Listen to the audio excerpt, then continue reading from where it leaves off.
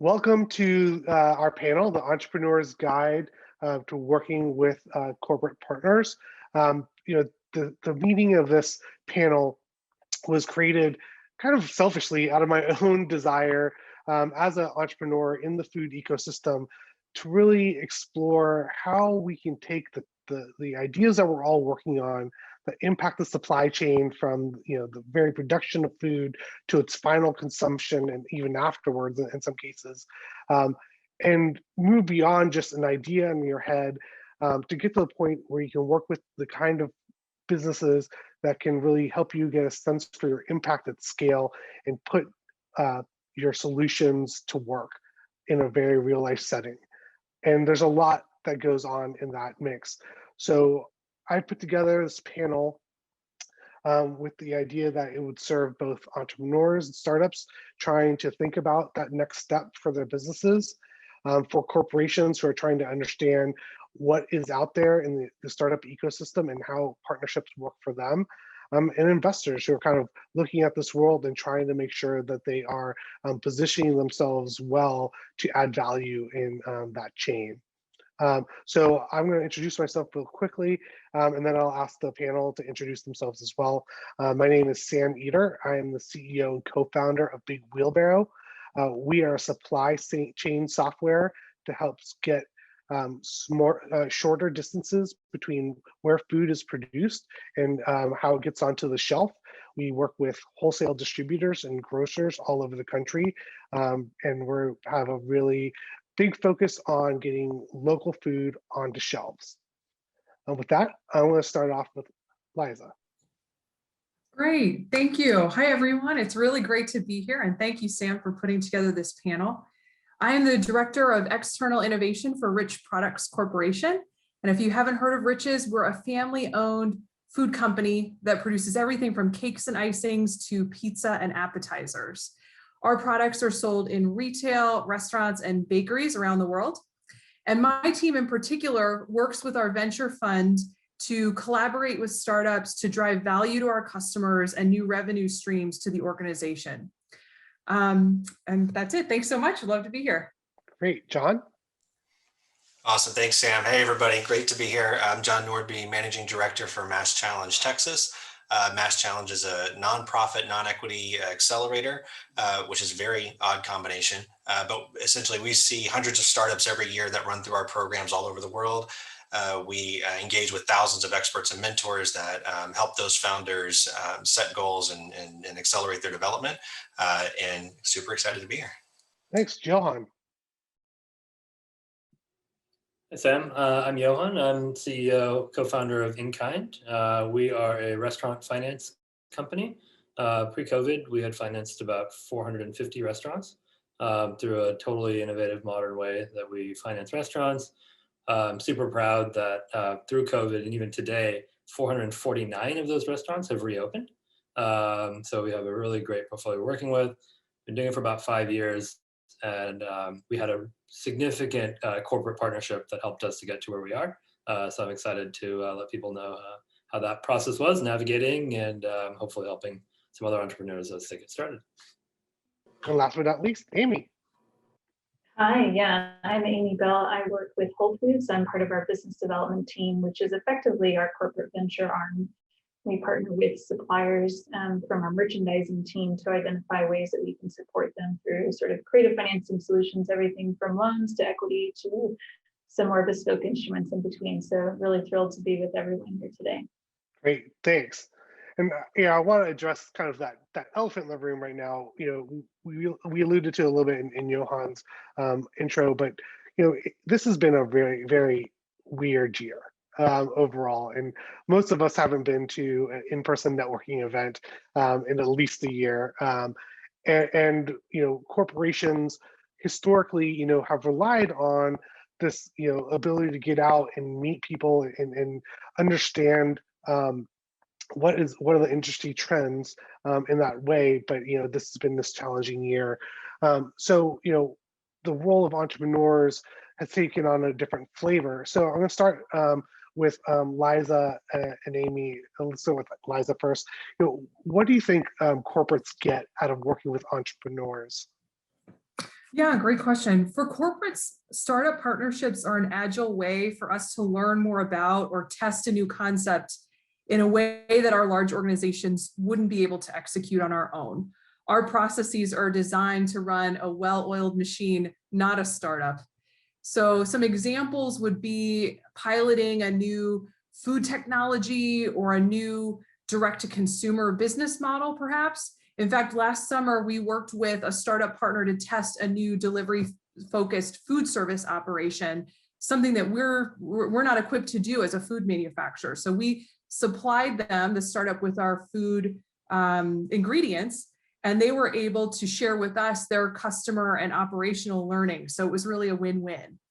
And from there, our partnerships can lead to an investment. They can lead to supplier customer relationships, or the national rollout of the pilot, if assuming it's successful, and they can leverage Rich's global scale and distribution.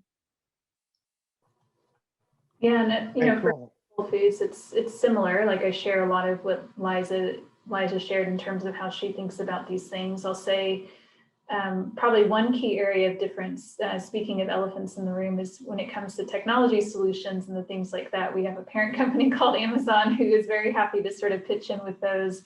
But where we really focus on entrepreneurs, and what's an important differentiator for us actually as a grocer, is continuing to find innovative suppliers to feature on shelf. I think what drives customers to a Whole Foods is the fact that there is a lot of newness and a lot of excitement, that we recognize that there's a lot of innovation driving consumers towards healthier, better for you products across the board. And we look to compete with other grocers by offering the latest and greatest solutions. And so for us, it's, you know, our lifeblood is working with entrepreneurs. So we've really worked hard to adapt, you know, sometimes bureaucratic processes and approach to really bring them in to continue to lift up Whole Foods and to drive customers to our stores. John, what's your perspective on that? You know, since you kind of do the double side, right? You're trying to get corporate partners involved, and you're working with the entrepreneurial pool. What's your perspective on that? It's funny. So we see, try to put this the nicest way possible. There's sort of a spectrum that we see from the outside looking in on corporations, right? That either have really robust external or open innovation processes, or they don't. And whatever the reality is of what they have, their perspective of what is actually going on is very different from that, right? So they tend to either be very proud of the fact that they have some sort of open innovation practice, and it's really like one procurement person that's like looking for a deal a quarter, which isn't really going to move the needle. Or they're just like the total opposite end of the spectrum, where they just have kind of given up on open innovation. It's a range, right? Companies fall all in the middle of that. The point is, though, that it's very rare that we see a company that is really self-aware of what their capabilities are and how to match that up with what their external sourcing for startups can and should be. Certainly, the bigger the company is, the more innovative it is. The Amazons, the Whole Foods of the world, they tend to get that a little bit more. The smaller the company is, just the harder that is to do, because it takes a lot of effort and energy. So, like, my sort of conclusion from all of that is, we try to coach our founders not to be, not to rely on the company, the corporation, to know exactly what it is they're looking for, right? So they've got to be just as much a coach and be able to sort of challenge a status quo just as much as they can sort of deliver an innovative product. Right on. From the other perspective, Johann, what are the things that entrepreneurs should be looking for when they're starting to think about, you know, working with a corporate? Yeah, I mean, I think every entrepreneur is resource constrained, right? Like, definitely a new hire or a salesperson or channel partner, like those are very, very expensive for us. You know, we have 5 people. Having another 5 people is is expensive. Whereas corporate, so we did a corporate deal with the biggest, they were at the time the biggest publicly traded restaurant finance company in the world. You know, and they said, oh yeah, we'll commit 10 people towards the partnership. And, you know, we were a 5-person company. And I was like, oh my gosh, you're going to give me 10 free resources? Incredible. And they have a sales team of hundreds of people, you know, so that we can plug into. So I think just taking the resources that the corporates, you know, have, and for them, 10 people was nothing, right? For us, it was triple the size of our team. And so I think that's really the value that the startup can get from the corporate. Awesome. So John, you know, when you're coaching entrepreneurs on that side, what are you saying?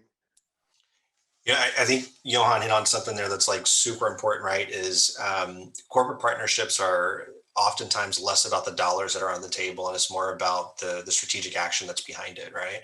So it's easy as an entrepreneur when you are worried about payroll, you're worried about getting to sustainability or revenue as fast as possible to sort of be attracted by the dollars or even by like the big name of an organization. I think more importantly, though, it's about what does that individual partnership represent for your growth and your development. And so like we spend a lot of time with our entrepreneurs thinking a lot about that, right? What is the founder trying to do with the organization over the next 6 months, the next 6 years? What does that impact look like to them? And then mapping goals against that, that helps sort of clarify where they need to be, what markets they need to be in, who the right partners are for them so they can be more specific in those conversations. So I think a lot of it's really like about being self-aware and making sure that that partnership you're putting together, honestly, whether it's like with a corporation or with a venture partner or with a founder, like everybody is like really aware of what they're getting out of that and what they're driving towards, right? So I think that's super important.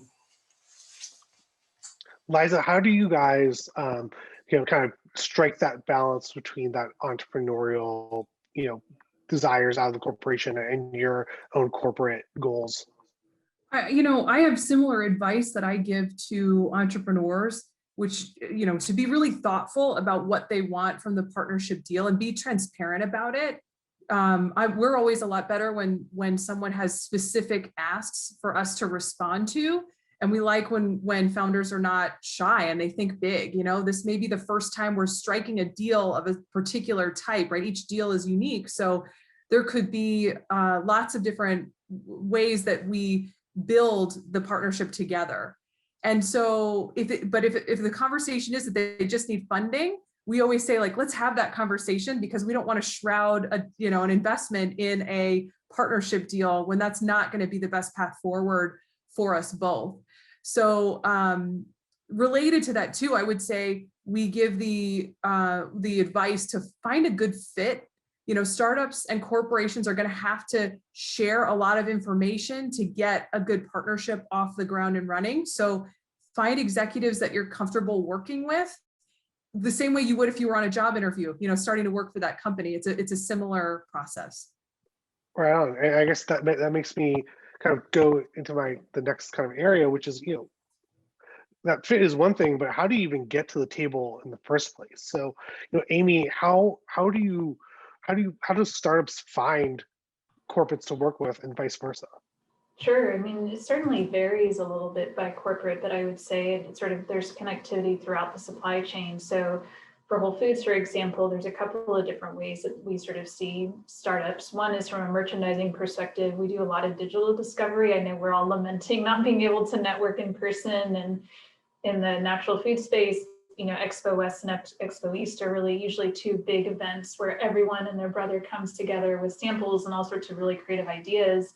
The reality is a lot of our merchants show up at those bigger events already knowing who they want to talk to and who they want to feature, have a conversation with. And that's in part because there's a lot of digital discovery that happens now. We use a tool called RangeMe to discover new products. We obviously have a round or category review process that's fairly transparent and published online so that we can solicit entrepreneurs to come in that route.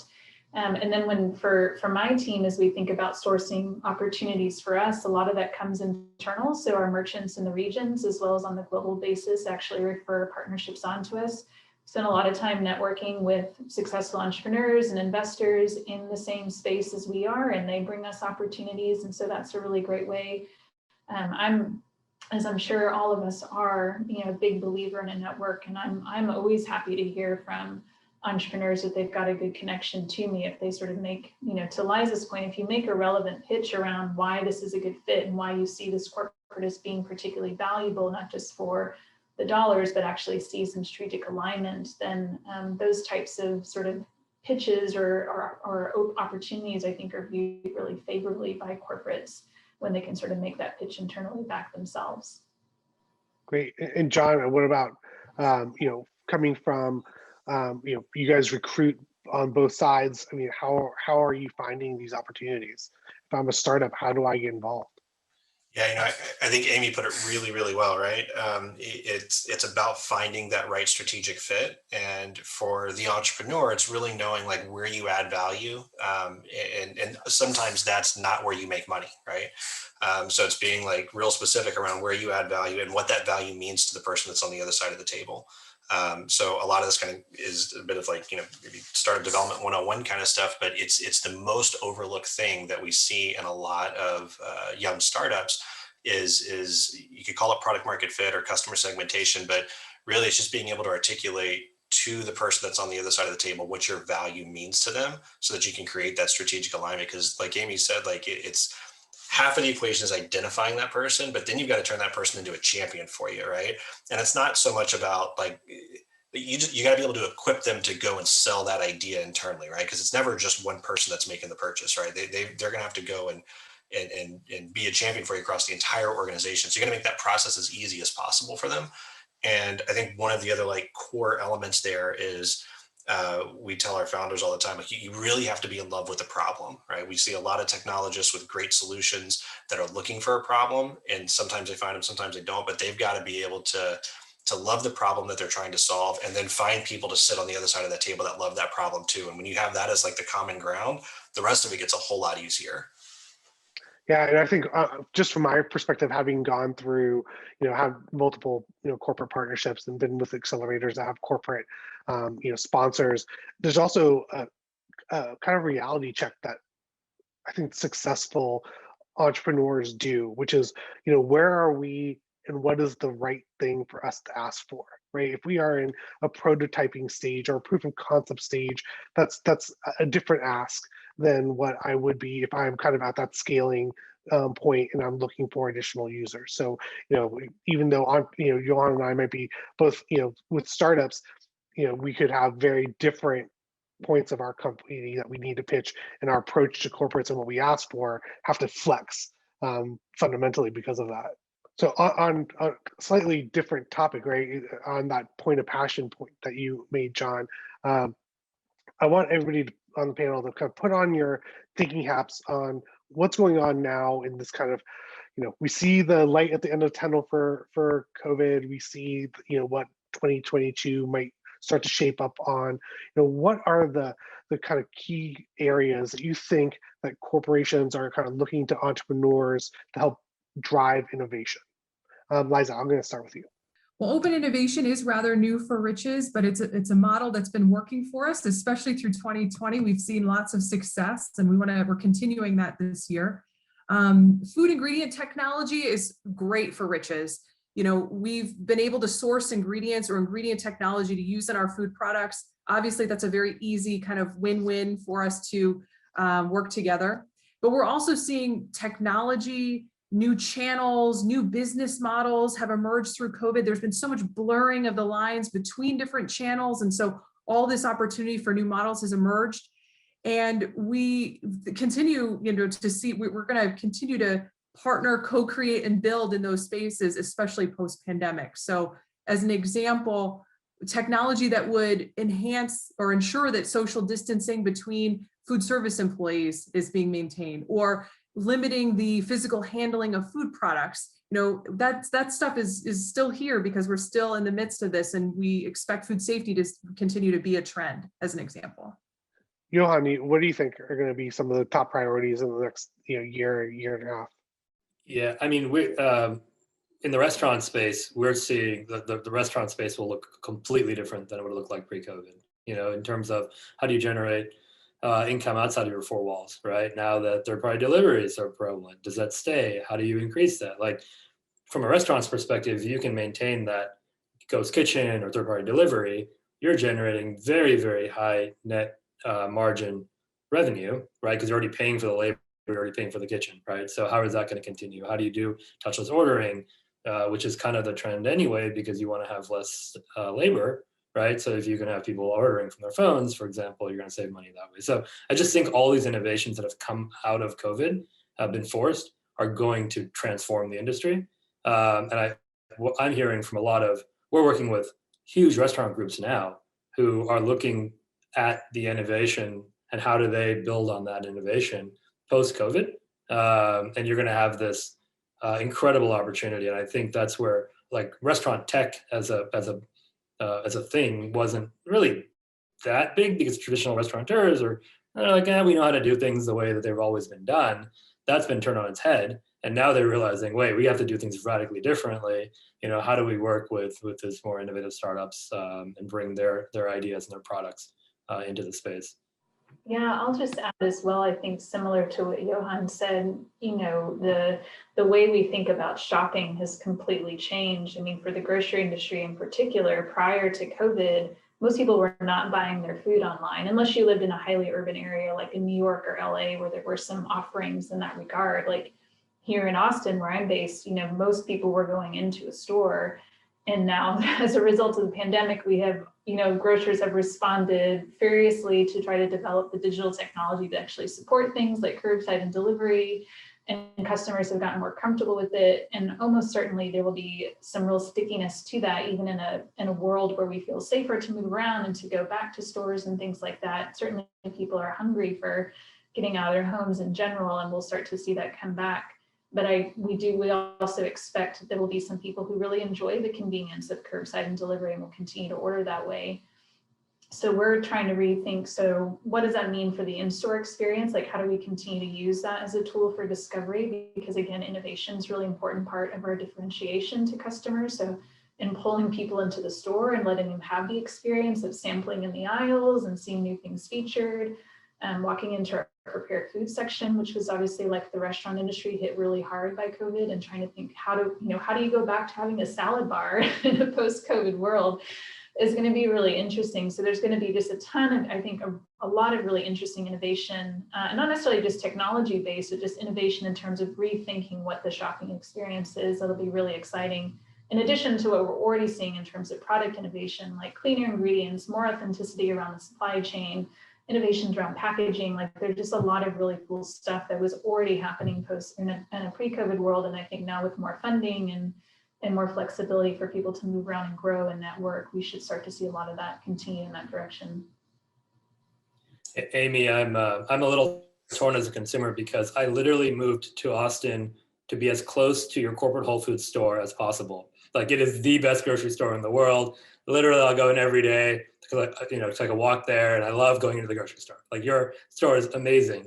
Now with COVID, I'm doing all delivery, and I don't know that I want to go to the grocery store anymore. Like, it's so convenient having it delivered, the 2-hour window, free delivery. Like, it's so, I don't know. It's gonna be a tough one, but. Yeah, I think, what's interesting to me is I'm probably not the only one on this call, or certainly not the only one that is watching, that when Amy said salad bar, I went, ew, like that. I never would have done that a year ago, right? Like there's so much of like, I don't know, you can call it trauma. There's just so much human behavior though that has changed over the last year, like drastically, right? And we see this in the food business for sure, but we see this in, I see this probably more prevalent in where we track investments into startups. So startups that are enabling remote work, telemedicine, contactless anything is obviously on the rise. But also startups that are enabling core operations of large businesses that have got a good vision on what the future of contactless whatever looks like are also seeing a major uptake, a major increase. So I think it's fascinating because like, I don't think we have to look further than like our own tendencies and like how we are going to choose to interact with the world after this to try to figure out like what the future is going to look like, right? And any startup that's out there that's sort of enabling that, or is either helping us feel safer in that environment, or is creating that environment that we do feel more secure in, I think is the behavior that's going to drive a lot of this. I think probably also though, what's fascinating about this space, hospitality and food in general, is like, along with that shift in behavior, at least in my own life, like food has played an increasingly larger role in like my family time, my downtime, my community time, my neighbors. Like I'm in Houston, right? We're recording this 3 weeks after the big ice storm apocalypse, right? Where we were without power for 4 days. And it was bearable because we had neighbors on my street that were coming over and we were sharing a meal, right? And that's kind of like symbolic of what the shutdown for this past year has been about for me, right? It's been about being in my kitchen, cooking with my neighbors and my family, like sharing that experience. And that has become more real and more emotional now than it ever has been in the past. So like you got this dichotomy of the industry is changing drastically, but I think it's also in a much higher demand for a different reason than it was before. So startups and innovators that are figuring out how to enable those behaviors, I think, are going to win at a crazy high level. Yeah, I couldn't agree more. I think what we're seeing just from our customers and prospects has actually been the evolution of sustainability as a concept, not just a environmental stewardship component, but really a fundamental, how do we keep the lights on in these events? How do we ensure that we are building in the changes that will survive another blip, be it a weather event, a virus, anything else that kind of disrupts our normal day-to-day. I see this as being kind of a very large, loud trend that is, hopefully continuing well into the next year. So moving on from that, when we're, as an entrepreneur, we're thinking about working with the corporate, one of the things that we have to keep in mind, to ensure success in that partnership. Johann, you have a great experience on this. I'd love to understand how you think about that and what you would tell other entrepreneurs. Yeah, I mean, our partnership we did, the big public company, and it really was because the founder of that company was still involved, and he really wanted innovation, and he wanted, to kind of change the way finance was being done.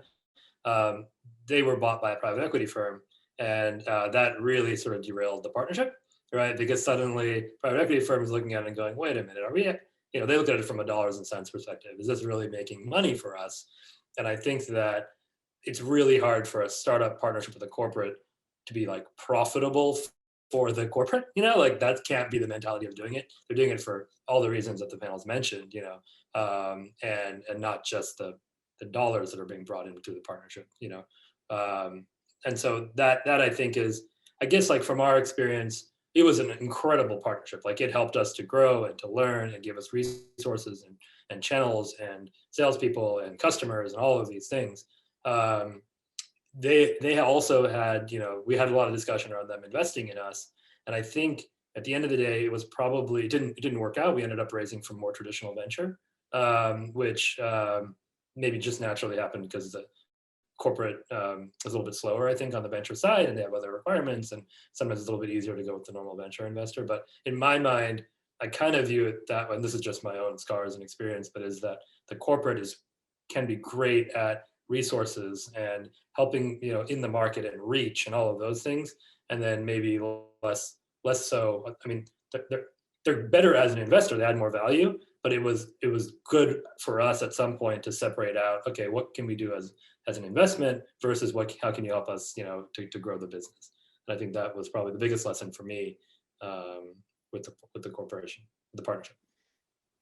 I think I hear you on that, and I also think some of it is that alignment, that kind of how you align that value proposition to the corporate and the value proposition and just our operating styles. Right?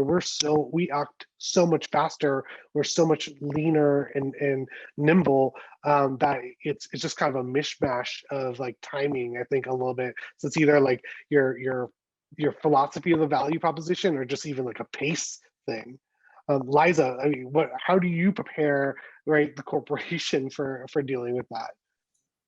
Well, you said it really well. Timing is everything. We look at it as a long-term journey with a startup. And so, when the initial conversation happens, we may need to do some work to kind of get the organization there or get the startup in that same spot where we've got that mutual fit.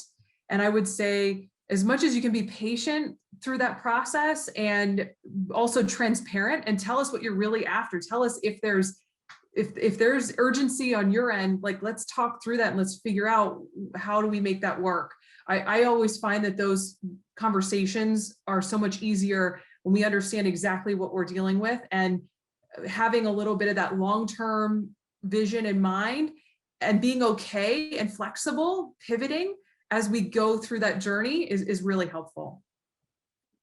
Amy, is that kind of your same kind of philosophy, or do you have any other tricks and trips that you can offer up?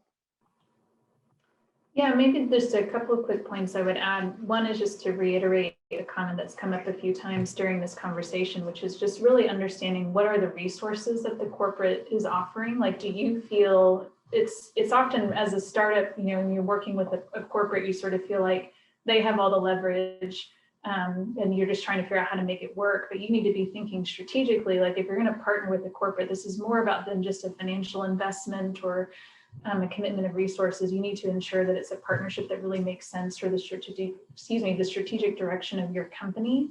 And that can also come down to just values alignment as well. Like, you know, for us, as we think about partnering with startups, we are looking for a real strong sense of mission and values alignment between Whole Foods and those suppliers, regardless of their size, because we think it just makes for better relationships. So that's really important. And I think the second thing I would offer is just make sure you're ready for what it is you're asking. You know, we definitely have suppliers who, you know, they'll come to me or they'll come to someone in the Whole Foods team and say, I would love to be in all 500 of your stores tomorrow. And I always want to say, like, time out and say, do you really want to be in all 500 of our stores tomorrow? Because that means that you got to have manufacturing ready. You have to be ready with investment to go behind your marketing dollars to make that work so that you stay on shelf. Like there's a lot that goes into that. So thinking strategically about what your ask is, like maybe you want to come into a single store and like feature your product and test it out there, or maybe start in a single region, which is a really common strategy for a lot of suppliers that start to work with Whole Foods, and really work out the nuts and bolts of the product and build up your supply chain so that you can take on that bigger ask. So whoever that corporate is on the other side, just make sure that what you're asking for is something you're ready to take on yourself. I'm going to second what Amy said, because we had a similar experience. You know, the partner we're working with has 30,000 restaurants that they financed, and we're like, awesome, you know, bring them on. and actually the corporate says, okay, you know, because they're like, okay, you know your business more than we know your business. So if you can do it, you can do it, right? But I think what Amy said is exactly right, is we have to really think through, okay, you know, can we get to that scale, and what is the right way to structure it so that you eventually can get to that scale, but you don't fall over trying to get there. And that's great advice. Yeah, I was just going to third that, because that's a thing that we see a lot, is like overcommitting. And to be fair, right, it's not. I mean, sometimes we see the startups that are just, the founders are a bit arrogant and they think they can go do whatever they can do, and they're honestly though in the minority. A lot of the times, it's founders that just genuinely believe that they can go deliver on this thing, right? And they've got the drive and the passion to go do it. And that's probably the reason why they are a founder. Some of the most successful relationships that I've seen come to fruition, though, have been founders that have been able to either have a mentor, or to have somebody that's like able to kind of guide them back a little bit and say, like, yes, you can do everything, but here's the actual thing that you need. Like, here's the milestone, here's the step, here's how you need to think about the timing of this, because a lot of these things will fall apart because they just overcommit and then can't deliver on it, right? And it's just a self-awareness issue, a self-awareness for the founder, but also sort of a self-awareness for the startup and what stage they're in and what they're actually able to go do in a meaningful way. I think too, the other big takeaway here is that for everybody watching, like Liza and Amy have like hit on this, the other side of the table, the corporates, they want to help you with that realization, right? Like a lot of times I see from founders this fear of, well, I don't want to tell them that I'm not ready because then I won't talk to them anymore. Or if I don't take advantage of this one meeting, I'm never going to get that meeting again with Whole Foods, and I'm never going to be able to get in it. And that's not right? That's not accurate, right? Like, you've got to be honest, you've got to be authentic to yourself, right? And just like have that conversation. And more often than not only just like as humans do we respond to that, but folks that sit on the other side of the table, these corporates, the investors, whatever they are, they want to help you get to that next stage and do it in a way where everybody wins, right? Because they've just got just as much at stake as you do. So. Yeah, and I want to circle back and touch on some things. So you mentioned kind of having a mentor to go through. Like, let me open this up to the panel at large. Where would an entrepreneur find a mentor like this? Where do we recommend people trying to find that extra, like, you know, someone who's been through this a couple times to be able to help them either pump the brakes or think about this strategically? I'm going to give a shameless plug for MassChallenge because our applications are open and that's what we do. So I'll throw that out there. I think for us, we were most successful when we found a mentor within the organization. So he was a C-level at the organization who we I just like spent a ton of time developing a good relationship with, lots of happy hours and dinner, and really being vulnerable with him around like our limitations, what we can do, because part of it too is like as a startup, you don't want to, one, you're afraid they're going to steal your idea. Like that's big, so you want to really understand that they're not interested in stealing your idea. They have their own business that makes $1 billion. They don't need to steal, your idea. But I think too, is really helping to navigate then that relationship, which is what the partnership is. So for us, it was having a really, really strong proponent and supporter and mentor in the corporate that could walk us through the process. Yeah, I'll just second any type of networking opportunity. I mean, there's so many great communities of entrepreneurs and the stakeholders connected to entrepreneurs, naturally Austin, which has also got some other naturally affiliates in other cities around the country. There are the folks behind the Expo West and Expo East, like leveraging those networks for what they are. I mean, most are intended to create communities of learning and networking that are supportive of exactly this type of activity. Like, how do I learn what the pratfalls are, or the ways to approach the process? How do I appropriately assess that my ambition and excitement matches what I'm actually capable of, so that I can be successful in delivering on what I'm asking of this corporate? I would just really leverage the heck out of that, out of those networks, and take advantage of those learnings. I'll throw in another one that just comes to mind, because I really feel like they do a lot of really great work around this topic in general, is the Hershberg Institute, Entrepreneurial Institute. This is Gary Hershberg of Stonyfield. He's hosted a bunch of free seminars throughout COVID, specifically at entrepreneurs in this space who were thinking about building their companies and really needing like practical advice. So I think in addition to MassChallenge and some of the other things that have been highlighted, I would just point to those as really helpful communities of learning. And of course, LinkedIn. Like, I mean, the number of times that I've had a friend reach out to me through LinkedIn or put me in touch with someone, just having that warm connection, even if it's one or two steps removed, is so powerful to getting connection into the type of people who can be a Sherpa, as they were for Johann, in terms of understanding where you can get in these organizations, is really powerful. I'll add on to that more seriously, still apply to MassChallenge, but also for mentors. We find a lot of times founders reaching out to current or former founders is really powerful too, right? Somebody that's sort of walked that journey and has kind of been in your shoes. Very rarely do they not return that call when it's coming from a founder, because it's so easy for them to like imagine themselves in that first journey or that first days of that startup, and they want to reach out and they want to help. So I would say, like, try to find somebody that's done this before in your industry or using your technology or whatever that is, somebody that's got that like common ground there. And then I'll second Amy's point about LinkedIn. Like it's pretty rare to find people that won't get back to you, especially as a founder of a startup, because like what you're doing is probably pretty cool, right? And people want to know about it. And so like you've got that cool factor. And honestly, like if they don't reach out, who cares? Then they weren't a right fit to start with, right? So just do it. Oh yeah, I've shamelessly cyberstalked and asked people for advice, and yeah, you're right. I think the instinct is always to help. In our experience, we've got mentors from our accelerators, from customers. It's all out there. I think it's utilizing all of that is important. But what you don't know what you don't know. I think that's, especially as an entrepreneur, we're a little bit siloed. We're working so hard. It's hard to kind of break out and ask the question and be vulnerable. No one wants to hear that they have an ugly baby at that time. So I think that's our natural instinct to like kind of hold it close to the vest, but it's the instinct that you need to kick to get on to the other side. So speaking of bad ideas and ugly babies, let's talk about how startups get evaluated. I mean, this is ultimately a big decision on the behalf of the corporate. So Liza, how are you guys evaluating, who kind of gets through the process? Yeah, we have a very loose set of criteria. I'd say we're very flexible. We look at the startup stage and what they're able to deliver. We look at whether or not they have any competitive advantage in the market, any IP, something really unique that's going to make us want to work with them in particular versus some of their competitors. We look for strategy and channel alignment, of course, and finally a strong management team. I think, Amy, it was you who said looking for that alignment of values. I mean, Riches has very specific values and principles that when we find founders that are aligned with that, that always really sets them apart and is a great way for us to make sure we've got a good fit. Yeah, I'll second all that and just add for us in particular, and again, I sort of sit at Whole Foods with an investment hat on. Most important, like the gating criteria are all linked to the strategic alignment. So one, are you a Whole Foods supplier, or do you have the sort of a plan to become one, sort of a commitment from merchandising to partner with us? Otherwise, there are lots of ways to make money as an investor in sort of this particular industry.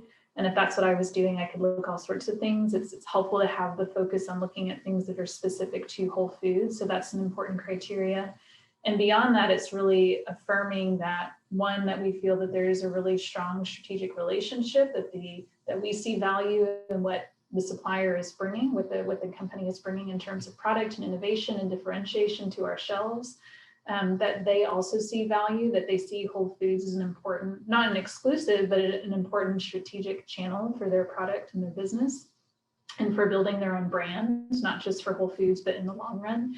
And then I think finally is just really affirming that, that there is really meaningful opportunity for innovation and growth within the categories in which they operate, that we can see our way forward to a longer term relationship because we feel confident this is a team and a supplier who's capable of innovating and growing and doing really exciting things, and that they would work collaboratively with our teams to discover the ways in which they could do that would also meet what Whole Foods is trying to achieve. So again, that alignment piece is super important.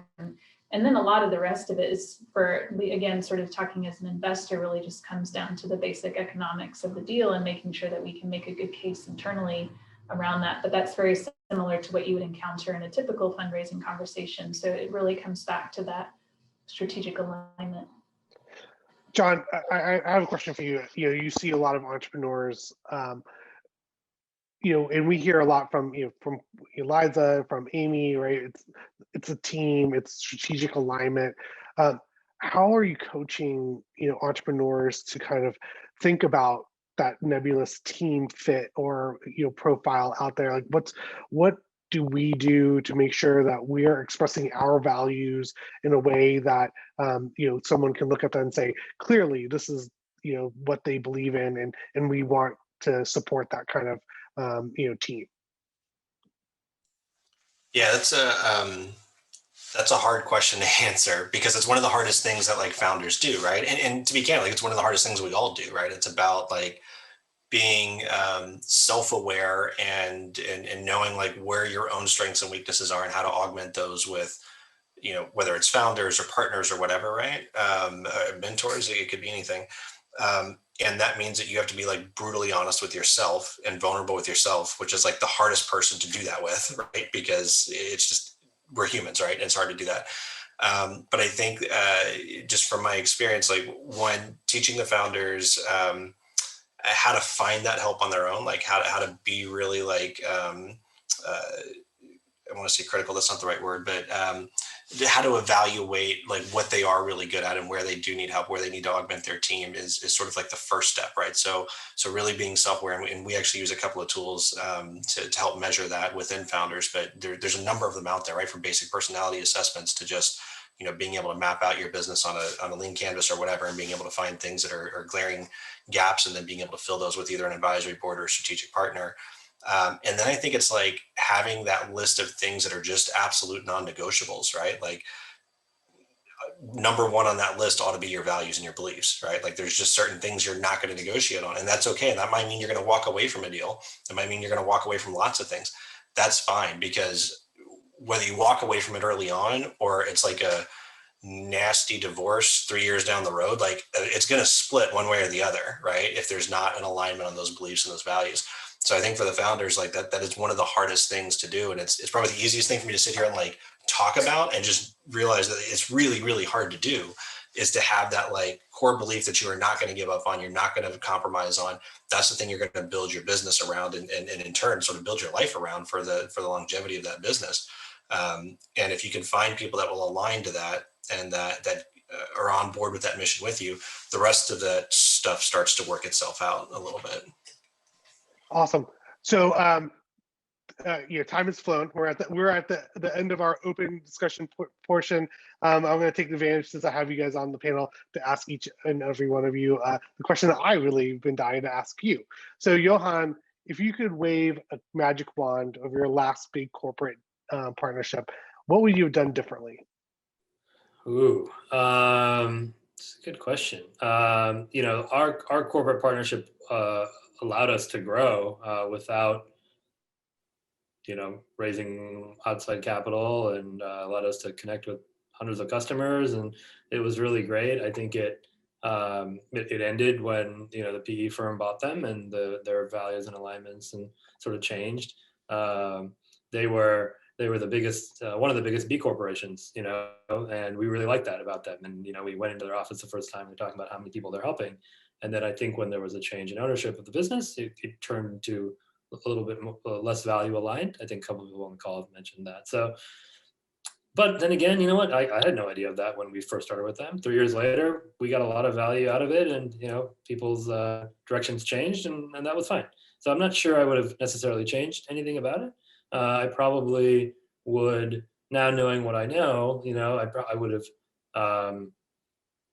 like all the things that we've talked about on the call, around, or on the panel, around knowing how we can most add value, and asking questions of the partner, and making sure that you find a mentor, and all of those things. Like it probably took us 6 months to figure that kind of stuff out, and if I'd known that day one, it would have been helpful. But by the end of the day, the partnership was incredibly valuable.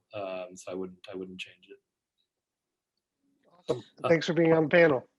Thanks, Sam. Sorry guys, I have a call I have to jump on, an investor one. So nice to meet all of you. Thanks for having me.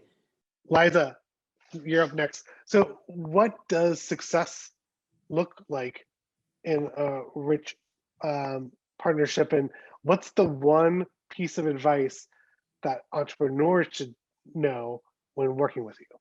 Yeah, absolutely. I stuck two in there. Two questions. That's all right. Yeah. So this year, during the pandemic, despite the pandemic, I should say, we're hoping to launch more commercial partnership pilots into the market. So while the main goal is learning, we also want to see real revenue on the table. It's really a pivotal year for food, both on the retail and the food service side, as we've been talking about through this panel. There's no better time to work together to change the game. And open innovation, or as we call it at Rich's, external innovation, has helped innovators reach higher levels and accelerate their pace beyond what they could do on their own. And Rich's is included in that. So we're all part of this broader ecosystem, and the community and the market benefit both the most when we work together. If I can leave this startup audience with one thing, it's that Rich's is a company we're in it for the long haul, and we're investing in innovators who want to work with us. One tidbit we didn't get to, but I'd love to share, is always ask me if you want to pitch to our venture fund as a partner. I will open that door. So don't feel like you can't ask for it. You don't get what you don't ask for, right? So that's something, a little piece of advice. If you're wondering, hey, I'm talking with them on the partnership side, can I ask for that introduction to the venture fund? The answer is yes. There's always opportunity for us to build that relationship with that team as well. And so if you have an idea, if you got a partnership in mind, come find me, come talk to me, let's talk. Awesome. Thanks, Liza. Jon, how can startups leverage accelerators like MassChallenge when it comes to working with corporates? Yeah, so first off, Liza, I feel sorry for your inbox after that last comment. I feel like you're about to get blown up, so good luck with that. So the great thing about accelerators is just broadly speaking, right? Not just MassChallenge, right? But we're a safe space to run high frequency experiments at a really fast velocity, right? So the whole goal is we want startups to come to us, experiment with some things in this safe space, fail, learn a bunch of things they wish they would have learned that could have taken them 2 years to learn. We hope that they do that inside of a few months with us, right? More specifically for MassChallenge, like how we do that is by leveraging a massive network of experts and mentors. So we're a bit unique in the accelerator space in that we run really large cohorts. We'll have around 250 to 300 startups join us this year in the US. And we've got several thousand, I think we're over 4,000 now, active experts that'll engage globally with these startups. So we leverage that expert pool to offer advice to help startups like think about goal setting, think about a lot of the things that we talked about on this call, right? How to be self-aware, how to find the right sort of fit for either a partner or a venture fund or a founder or anybody that's going to take the journey with you. Just how to sort those things out. The acceleration component, though, is really about like the science of accelerating a startup, which really comes down to some pretty universal kind of basic things, right? Like having a lean thought process, customer segmentation, knowing what drives a buying decision from your customer, regardless of what industry you're in. So those are all things that we just sort of help give those foundational blocks, those tools to the founders on, and then set them loose in the world so that they can go blow up Liza and Amy's inboxes. Challenge accepted. Amy, Absolutely. I Amy. was genuine. I meant it. Amy, how has Whole Foods adapted internally to better attract and partner with startups? Yeah, no, I appreciate the question and also appreciate hearing perspectives from everyone. This has been a really great discussion and glad to have been part of it. I'll just say that what we endeavor to do as a corporate, and I think it's on corporates, it's an onus on us to sort of do this, is to be as transparent as possible on our processes and decision making. And if you don't feel like you're getting that type of information, you should demand it. I think it's really important that when someone earlier in the conversation said, that if you're talking to one person, you're not just talking to Amy. Amy has to go back and pitch internally at Whole Foods to a whole body of stakeholders when we do investments or when we do partnerships. And so the more that you can get clarity and transparency around what that decision-making actually looks like, the better. So I feel I try to do that or endeavor to do that in my communications. And I would just say that's something you should demand as part of it. And then I would say, we talked about this earlier, but there's a ton of like digital discovery going on. We try to publish a lot of information about how you do apply to be a supplier at Whole Foods. Like, again, there's a lot of effort to try to make it as transparent as possible and using digital tools to do so and make it a little bit easier. But if you don't feel like you're running into walls or obstacles, again, leverage the power of that network. There are definitely plenty of people who have trod the path of trying to come to Whole Foods as either just to provide products or potentially as in need of investor capital from our team. So leverage those conversations and understand how they found it. And if you've got a connection to me as well, I'd be happy to hear from you too. Awesome. That's great. Thank you, Amy. And thank you guys, everybody on the panel. It was a dream panel of mine. This has actually been a year in the making. We put together this panel for South by Southwest last year. So it's been great. Thank you guys for sticking with us. I think, this has really gotten even myself listening in. I'm kind of making notes for some things that we need to do better, in my own company. I hope that if you're watching this as an entrepreneur, you have similar takeaways, and if as a corporate you're watching this, you're thinking that there's some good models and templates out there for you to follow in terms of how to get success in innovation with startups. I hope we continue to go out there and innovate. I think I want to echo what everybody on the panel has said at one point, which is we are at a point in the food supply chain, value chain from beginning to end that will see more change and more permanent change over the next couple of years than we have to this point at any point in history, I think. And entrepreneurs are going to be the ones driving that, and corporate partners are going to be the ones helping adopt and taking that to the next level. So nothing could be more important than building these successful partnerships. So thank you very much. I hope if you have any questions, you can reach out to me or any of the panelists. I'll give you John's personal email and phone number if you ask me nicely. Thanks again. Thank you, everybody. Have a good one. Great. Thanks. Awesome. Thanks, y'all.